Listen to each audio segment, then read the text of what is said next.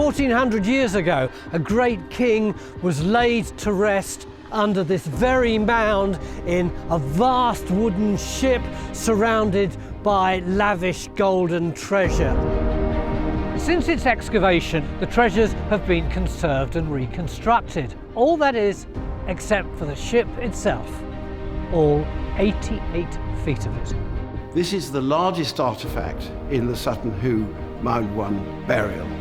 It needs restoring. It's a challenge, but it's a huge opportunity. It's the opportunity of a lifetime. It was literally just an impression in the sand. It's a ghost ship.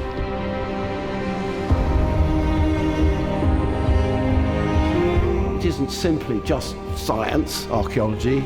It's science with a turbocharge of imagination. It has a lot more to tell us, and it's still full of mysteries. The big adventure is to take it on the river and then take it on the sea. Then we'll really know what it's like to be in the 7th century. You don't find these nowadays, do you? No, that's coming off there, look. That should keep us busy for a while. This hole must be jinxed. I'm keeping my fingers crossed as well. Step back, Tony, please. Can't have a national treasure under a log. I don't know how long it's going to take.